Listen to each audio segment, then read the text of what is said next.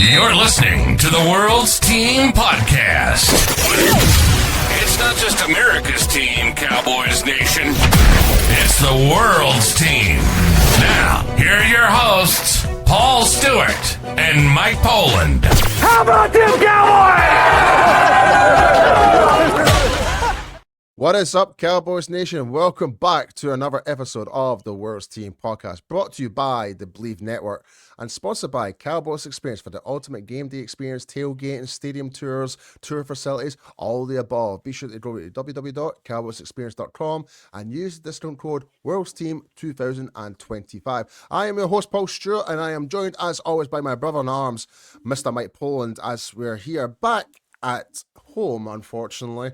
Back here in the UK after an amazing trip when we were there in Dallas for the Eagles game and the Chiefs game, and I was still present in Dallas, unfortunately, missing my buddy during the Lions game, because I'm sure the Cowboys really needed our support, because we seemed to be a bit of a good luck charm when we were over there. So, but Mike, how we doing? Yeah, good. Yeah, funny you say that, because even 105 The Fan, when they see us, they're like, "Oh, the UK Cowboys are here, so we're in luck." We're like, yeah, yeah. So we got a shout out. Yeah, big shout out to Brian Broaddus and Zach Wilczuk as well. Awesome guys, and you actually got to get to visit Brian Broaddus at his Crown Media facility. Yeah, I went down to the studios. I mean, it's wild. 6K cameras all rolling around. I mean, it's wild. We had a good chat too. And Broaddus being Broaddus, he's like, listen, after we had a quite a long and lengthy chat, just sitting down watching college football, he's like, we need to get you guys on. So, yeah. We're definitely down for that. I mean, it's actually really nice that even just like when we were talking to Voch and Brian Broaddus when we arrived, and we were just having a conversation with them when we were doing our live stream with the UK Cowboys fans, and like they've done a lot for us in particular, just like for all the years and knowledge that they've brought, it's helped us to help grow and develop that way as well. But yeah, big shout out to Brian Broaddus, man, and all the media team, everyone, Kyle Yeomans, everyone, we met with Hetma Harrison outside the Star. Funny so guy. He's so funny, man. But yeah, we need to get Hetma on soon. We really do. I mean, like people were surprised, like in the comments because we asked people, like, what do you think? What could be done better? What do you want taken off? And everyone was just like, we were surprised how close you guys are to the media. We did not realize. Like, oh, okay, yeah. I mean, to us, they're just mates, Yeah. I mean, we're doing this because we just love it, pretty much, really. Yeah, and they just love us because we crack on with it. Yeah, but enough about us. Yeah. We're here for one thing and one thing only, ladies and gentlemen. We're here for the preview for the Dallas Cowboys versus the Minnesota Vikings, where the Cowboys are currently 6-1, second in the NFC East, when the Minnesota Vikings are currently 5-8, fourth in the NFC North. And just to give you a little bit of a history lesson, the Dallas Cowboys lead the all-time series against the Minnesota Vikings with 19 wins to 15 losses, including a 4-3 lead in the playoff matchups. This rivalry has been notified as a frequent close games in recent years and several significant playoff meetings, but obviously not in the most recent game where the Cowboys won 40-3. But in terms of also in recent history, the Cowboys have held a 4-1 record against the Vikings, winning 2 of the most recent matchups. Many recent games have been decided by 4 points or... No, that's definitely incorrect. It's definitely been more 4 points or more. Because, as I've just stated there, the Cowboys won 40-3 in the last outing. So, but yeah, Mike, Minnesota, a lot on the line here. In this I'm essentially what this is to keep playoff hopes alive. But the irony is although, as you mentioned, the Vikings are fourth in the NFC North, they were still in kind of the hunt to try and rack up some wins to the end of the season to keep their playoff hopes alive. So there's a lot on the line for both teams here. Essentially what this is whichever team loses, you can kind of kiss playoff hopes goodbye. And that's the reality, unfortunately, Mike. because obviously right now we need to win out the rest of the season. Oh That's yeah. a fact. We need to win every game, and we required the Eagles' downfall like they did in 2023, like have that massive losing streak, and that's what's currently happening right now. Mhm. I'm not going to say it is happening, but You're on a it's been. 2-game slide. I think it might be 3 now. I Is it think it's. not? Oh, that might be the third. You could be right. I'll check it. Yeah, I'm pretty sure it's a 3-game losing streak they're on right now. But anyway, if you want to double check that, that would be great. I will. I'll do that now. All right, but in terms of the NFC North, it's been very highly competitive. No one expected the Bears to be playing the way they are playing right now, like, and likes of Green Bay also.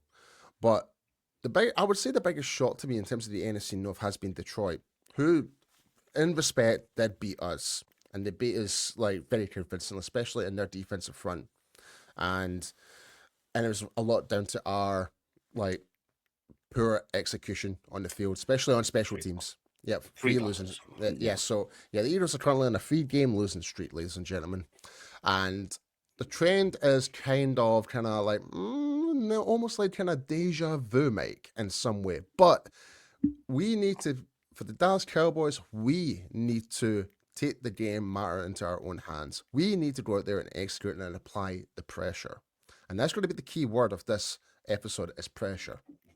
Really. Definitely. Yeah.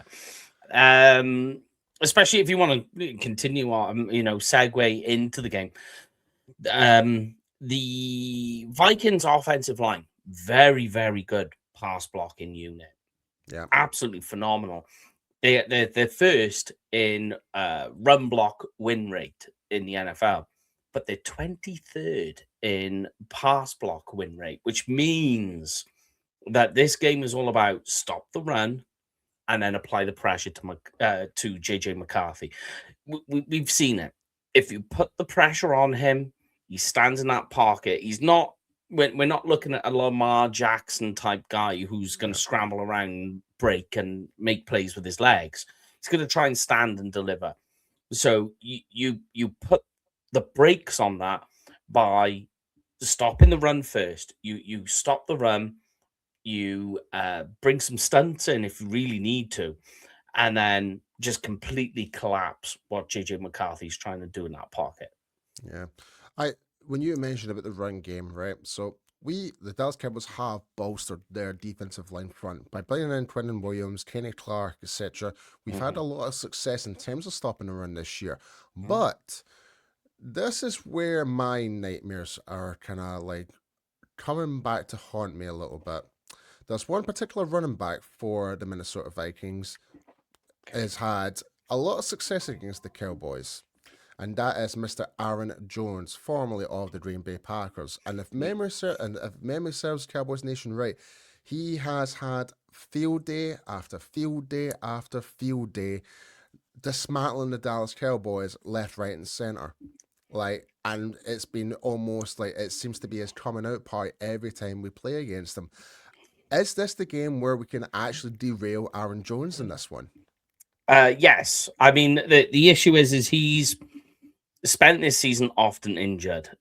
He's literally spent this week rehabbing with a shoulder injury. So at the moment, as it stands, he's really the RB2 at the moment. Because obviously, there's other things going on the offense. But yes, you would think that they're not going to put too much on Aaron this week because they don't want to further aggravate the injury with him, because he is the better running back, but often injured this season. So this could be the week where we slow things down against him. And if I remember right, I think Green Bay, that Aaron Rodgers game, we were on Channel 5 for that particular one. There was that I know there was the Cardinals one, but we were on with another one, and that was the game, and he was breaking off. I can't even remember, Mike. It's been too long. But yeah, it was a while back. We were just sitting there, silent, dumbfounded with what was going on. Arms crossed, just nothing to say. Typical. Yeah. Anyhow. But yes. you did bring up the word injuries. So while we're at that, mention of the word. Let's go through the injury list. So as it stands right now, Tyler Guyton is out for this game. Yeah. Which I'm gutted because I really would like to have had him to come back in.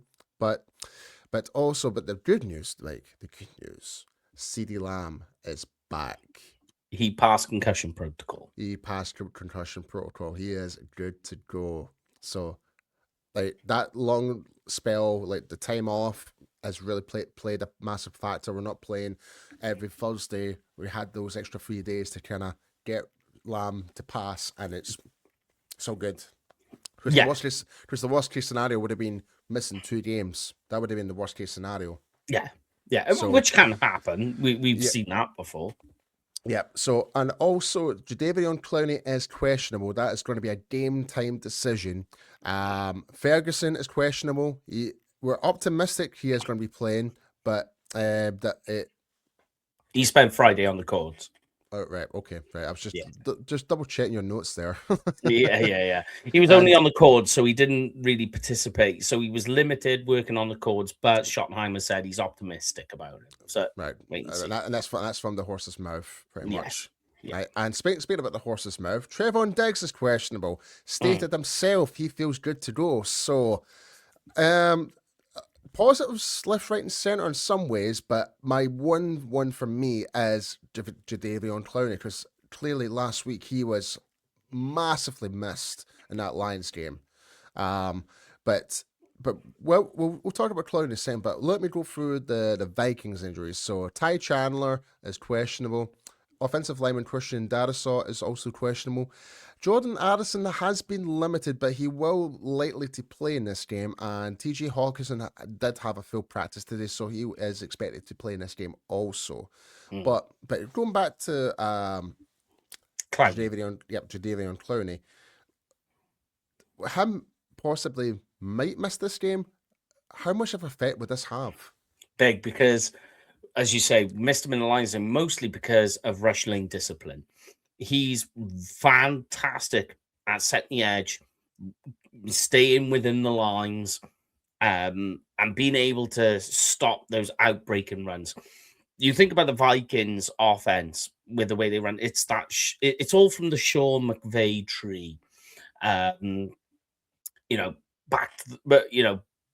Players with their back to the ball. It's outbreaking runs to the outside, and then you'll sprinkle it back in inside to make sure that you keep the linebackers honest. So Clowney in that instant is absolutely vital because he will set the edge. He'll maintain that discipline. So those outbreaking runs that go that go off tackle, he can be there to help basically narrow the chances of any runs on the outside breaking out. So you're missing Clowney, it becomes more difficult because you think Dante Fowler, he's the pace car really on the edge, but you got Donovan Ezeraku, who's just playing fantastic at the moment. I mean, like we would be lost without Ezeraku because he's been great and he's going to be on the opposite side. But if you've got Ezeraku one side, the other side, you're going to be sprinkling Dante Fowler and Sam Williams, and both of them at the moment against the run is particularly tricky tape to watch. Yeah, I mean, in fairness to the likes of Sam Williams, though, like he's made some good. He's coming on nicely. Yeah. Yeah, but it's more having that on a more consistent level. That's the only thing. Like, and I think with him being in rotation doesn't really help that. So, but yeah, for me, Clowney, like I kind of stated earlier, I think Clowney was massively missed last week. Definitely, we really do need him to be in this game. And like you kind of just highlighted the likes of JJ McCarthy, we need to put pressure on him regardless, whether it's from the interior or from the edge or from a blitz, wherever that may be. Pressure is key to this football game going against the Vikings. You all good there? Yeah, dropping my pen. I'm back. Yeah, it's definitely vital. But, Darrisaw and O'Brien on the other side, good tackles. You know, they're not they're fine tackles. It's the middle where you've got to come through. And Donovan Jackson's been injured this week, so he's playing on a limited basis. So you got to wonder how effective he is. It's a big, bulky line. You look at the Vikings line. It's chunky. It's a big. It's solid, but they have struggled in pass protection. And I think the quickest way to get to him is through the middle, which means plenty of Osa, plenty of Quinnen. Yeah, and I think this is why we brought the likes of Quinnen Williams to this team. We were not being that effective in previous years as we would like to be, and Williams has shown that. He's shown that drive and determination to make an impact for this football team, despite how down and out we were in that Lions game last week. He seemed to be the one that is still trying to make something happen. So, but it'll be very interesting to see, Mike. But not O'Brien, O'Neill. Sorry, it's Brian O'Neill, and I mixed the two and called him O'Brien. O'Brien, right? Yeah, it's O'Neill. Brian O'Neill. Sorry, my bad. That's so good, man. Like, and we kind of talked about like so JJ McCarthy. Like, I mean, look, yeah, let's take a wee segment here and kind of talk about him for a second. Like, he's had a really hot and cold season where he's had moments of pure brilliance, but he's had so much inconsistency going into this season. Like, because technically this is his rookie season, really. Because obviously last year was drafted from the University of Michigan.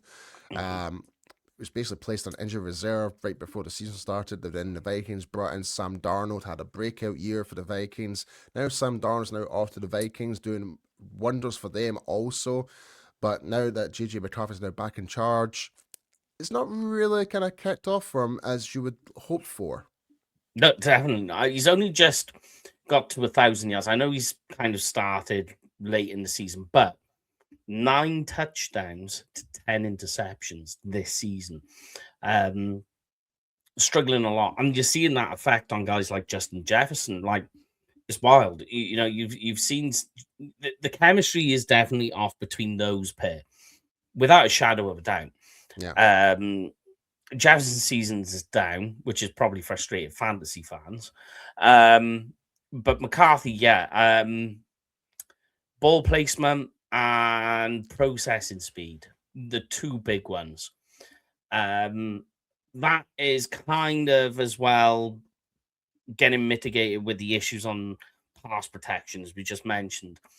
So I know they had a solid game against Washington. A lot of that, though, is down to the defense. I know we'll talk about the defense in a minute because their defense is good. But you've seen really peak McCarthy last week, and you wonder, is that going to give him some confidence? But there's still that issue there. I think his quarterback or his passer rating, this season is still only around like 67.4 off the top of my memory, somewhere around there. And so that's bad. And he's only on 56% completion rate for the season. Yeah, and I'm just like, it's just so bizarre just seeing like, not bizarre in a way, like it feels as though McCarthy is just struggling to find his feet, really, which is great for us going into this game. And we've got guys on our defense that can do the job. Like Izaraku can do it, like Kenny Clark can do it, Brendan Williams can do it, and Clowney can do it. Like, we've got the guys that can actually apply pressure, but it's just, I don't know what happened last week. We just seemed to kind of step off the gas and just not put pressure to Jared Goff. But in terms of like the offensive weapons, Jefferson, as you kind of mentioned there, he's had a down year. I believe I'm just bringing up his statistics right now. Like, he's 800. He's not even on 1,000 yards, and I think 3 touchdowns. Is it 2? Yeah, Addison's got 3. So I'll run it down. So Jefferson, 810 yards, 2 touchdowns. Jordan Addison, 510 yards with 3 touchdowns. TJ Hawkinson, 370 yards for 3 touchdowns. Is it Jalen Naylor? Is that his name? Hold on, let me just double check. Yeah, Jalen Naylor. Yep. He's 348 yards with 2 touchdowns. Aaron Jones has got a receiving touchdown. But the weirdest one of all is their secondary tight end, Josh Oliver. He's 86 yards and 4 touchdowns. Yeah. Just a red zone guy. Yeah, that's pretty much it. So, but if you remember, we liked Oliver in the draft. If you remember, yeah, we did, and I totally do. But what I was going to say was like, when we're going into this game, if the Vikings are in the red zone offense, we need to if Oliver's on the field, that's the target, pretty much. That's kind of it was kind of a bit of a giveaway in some respect, So I don't know what your thoughts are on that. Yeah, he's a big body target. I mean, that was one of the things we liked about Oliver. And if you remember, we was talking about him because of the issues on the Cowboys red zone. So we were just like, oh, you get this guy, he's a red zone target. Just so happens to be. Hawkinson's going to absorb all the normal targets, the midfield targets. Because he's a fantastic receiving tight end. He's great. I'm a big fan of TJ Hawkinson. Yeah, me too. Yeah. I mean, I can understand why he was traded away so they can get a better tight end and like Sam Lepore. I get that. I totally get it. Because both of those guys are fantastic tight ends. They really are. But,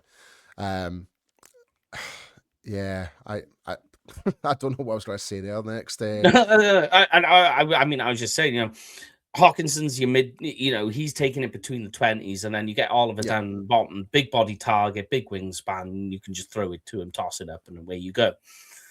That's why the yards seem so convoluted to the amount of touchdowns he's having, because they just don't make sense. He's, you look at it and you go, he's scoring a touchdown every 20 yards. It's essentially he's a red zone target. Pretty much, yeah. Stats don't lie. Yeah. All right. Have I went over the odds yet? No. Oh, right. While we're doing that, so we'll bring over the FanDuel Sportsbook odds, which is powering the Believe Network, and as it stands right now, the Dallas Cowboys are 6.5 points favorites going into this game, set at minus 105, and the Vikings obviously plus 6.5, set to minus 115 on the spread. In terms of the matchup, the Dallas Cowboys are minus 290 and the Vikings are plus 235. And finally, on the over and under, it's set at 47.5 points, with the under being minus 105 and the over being set to minus 115.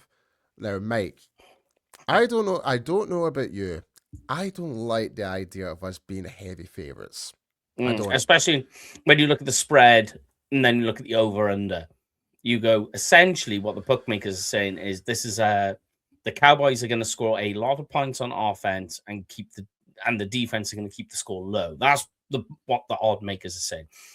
What they're really going off is injuries and the fact that McCarthy is just stalling that offense.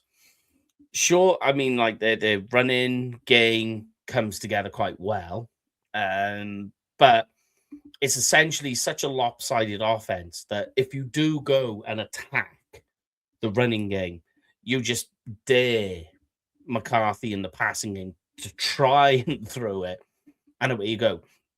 This is why I asked you the question the other night about bracketing Jefferson. Would you want to travel your top cornerback to Jefferson or bracket him and then just let everything else sort itself out in terms of Hawkinson and Addison? And obviously passes out to your running backs, which they will do. So that's why, to me, I think you don't play split safety, although I feel that we're going to again. I feel like thumping my head against the microphone because that cover 3 system just did not work against the Lions at all. I feel that that's what we're going to be going back into in this game. But I don't mind the idea, because I've got to speak out both sides of my mouth, of bracketing Jefferson. You use what you've got up front to slow the running game down, which means they get lopsided again. And that's when you just go at them, because they're going to try and come at you with quick game and RPOs. Yeah. And then you basically going off the idea that McCarthy isn't going to be able to handle that. He's not going to be able to handle that workload. That means then the pressure's going to get to him, and then the whole game collapses. Yeah, no, I totally agree, man. Totally agree. But what is your thoughts on the offense, Mike? Because obviously, like Dak, like despite what happened last week, Dak is having one of his best seasons as a Dallas Cowboy.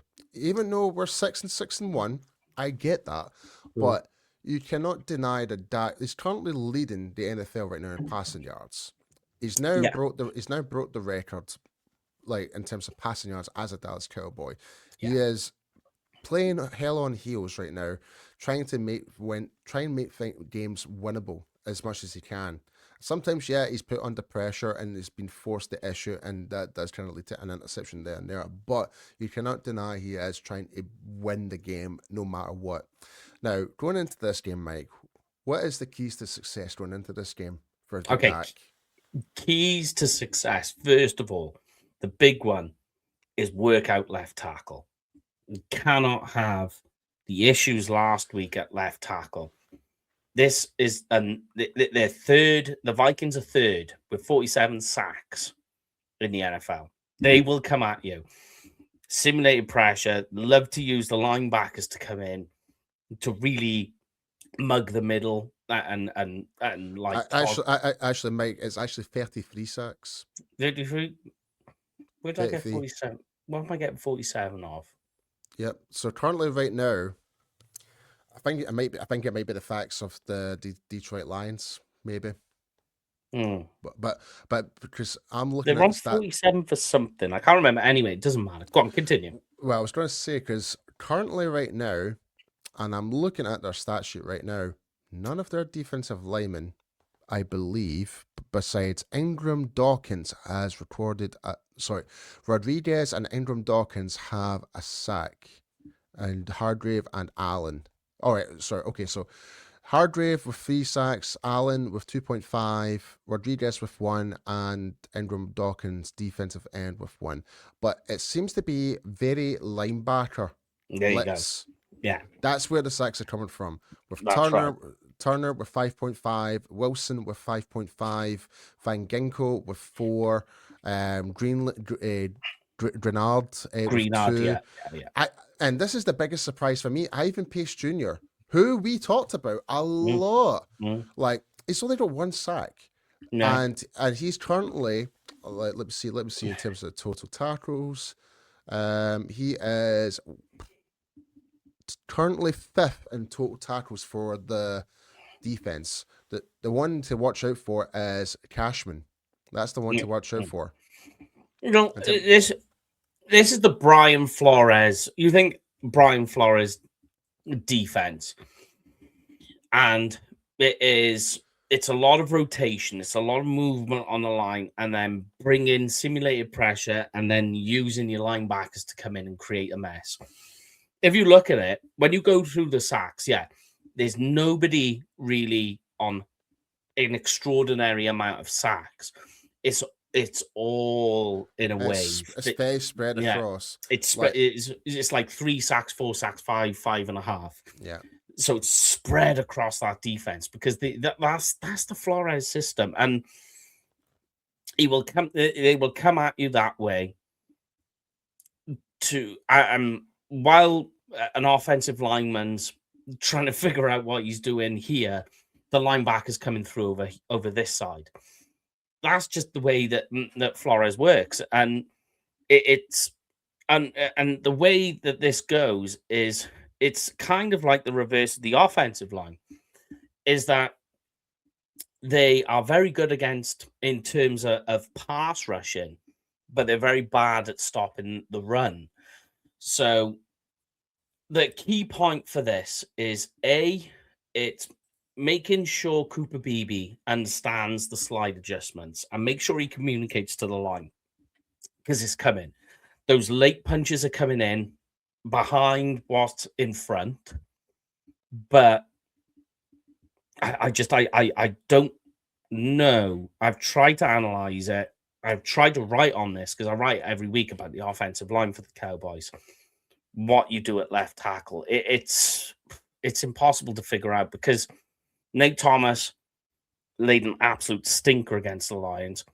His pass rush grade on PFF was 19.6. And I mean, I'm sure there are fans in the stands that could have got a better PFF grade than that. So it's what you do there, because what is going to be coming at him is a lot of he's going to hit with the first punch, and the second one's coming right in. It's coming right at him with the second one very quickly. If he doesn't react, that's going to stall Dak, and that is a key to the offense. The other key is, I just mentioned, they're very bad at stopping the run because they sell out so much in terms of pass rush. And that explains why Cushman may have all those tackles as well.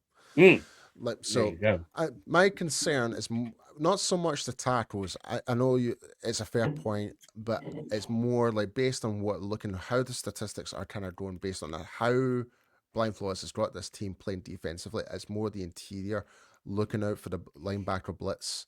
Like, so for likes of Cooper Beebe, Tyler Smith, and Beebe's vital. Yep. So, and like Tyler Booker to kind of like watch out for the blitz from the interior. That's my concern going into this game. So, and for likes of whoever may be playing at run back, Javonte Williams, if we're on a passing play, pick up that blitz if no one picks him up.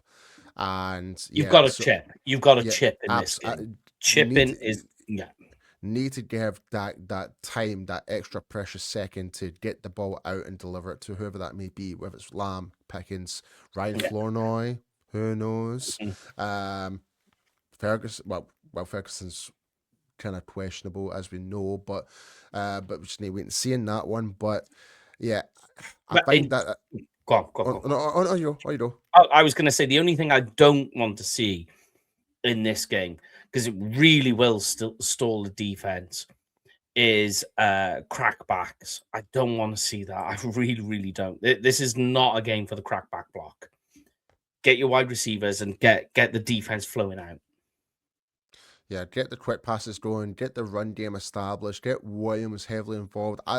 Me personally, I think we might see a lot more heavy on Malik Davis going into this game as well, especially in like some maybe third down situations, third and short, because like Davis, once he gets the ball, those legs are turning, and he will just get the head down, drive the shoulders down, and he will get you those first downs. He can do that very effectively. Runs good angles. He does run good angles. Yeah. His angles are a textbook. Yeah, so I think, and that might come as a surprise to some people, but I find this could be a game where like Williams will be setting up the big plays where it comes to like when we get into like the third downage and third and short, whatever that may be. You use Malik Davis to really ram it down that interior. Fresh legs. Exactly. Like just to really punish the Vikings defense in that way. So that's where I kind of see how things might materialize. Could be well wrong. Who knows? No. But I've just got a gut feeling about that. You've got the way you've got to do it on this offense against this Vikings defense is just make sure that you're staying ahead of the sticks. Because if you do that, you can bring your running game to bear. Once you do that, it's going to demoralize and de-energize what the linebackers are trying to do on the passing game. Because once they do that, and they start trying to bring pressure into the middle, that's when then you can start going into deeper shots, especially if they start bringing the safety down in the box. Now you're single high, CD Lamb, Pickens on the outside. You can really Dak will pick that up for sure. Yeah. Well, Mike, we're just over half an hour into the show. I think it's now time for your Would You Rathers. Yeah, this is an easy one this week. All right. So we've got CD Lamb back on the field. Pickens had a bad day against the Lions. So my question is, and you can't say I don't care. You have to give one. Would you rather CD Lamb leads the team in receiving yards this week, or George Pickens on a bounce back? CD Lamb. Yeah. And I'm saying that very selfishly as a fan. Because, as much as I love George Pickens, I don't want Pickens to completely ball out because that will put us even more out of the price range to bring him back. And also, okay, you're going down that road. All right. I am going down that road, Mike. I am. So that's where my head's at. Like, yeah, Will Pickens have a good game. I hope so. But I want CeeDee Lamb to be more like the more star Brighton in that game. Like, Okay. coming back from the concussion and showing what he's made of. So, All right. My other question, it's not a would you rather, it's an over-under. all right, okay. So, over-under on the Cowboys defense in total sacks at 2.5. I am going to go over. Nice. I like it. Like, and I'm going to say over if one factor only, and that's Jadeveon Clowney is on the field. If he's not on the field, I think the rest of the defensive line will lose its continuity. That's ever so slightly against would you say, like, they're high end in terms of pass protection, the Vikings? Run blocking. Their run blocking is really good. They right. Okay, so it's the other way about. Okay, well, okay then. Yeah, I'll go over. Okay, I like it. All right then, Mike. Time for the big one. What is your score prediction for this game for the Dallas Cowboys versus the Minnesota Vikings? Yeah, pressure's on. Cowboys want to bounce back from the issues at Detroit, and they're at home. So I'm going Cowboys win this one 28-21. See, I'm not far off from you. Like, and I do have this game a little bit closer. But I am going with the trend of how the Cowboys have won the most recent games by a field goal. So I've got the Dallas Cowboys winning 27-24. Okay. Like, that is a close one. It's a close one, but I hope I am wrong and the deficit is much greater for the Cowboys. I hope. Yeah. But yeah, Mike, now we've got a score prediction. What is your bold prediction for this game? Bold prediction for this game is Hunter Lipke rushing touchdown. Not a stream pass, no. No, I'm going for a rushing touchdown. I'm going bold. Oh wow, okay. My bold prediction. I did want to change mine, but it's in now. It's done. I can't even remember what I had it previously, but let me see. I think I will go. Yeah, you know what? I'm going to go with it. I'm going to go for Ryan Flournoy. I knew that's where you were going. Yeah, Ryan Flournoy.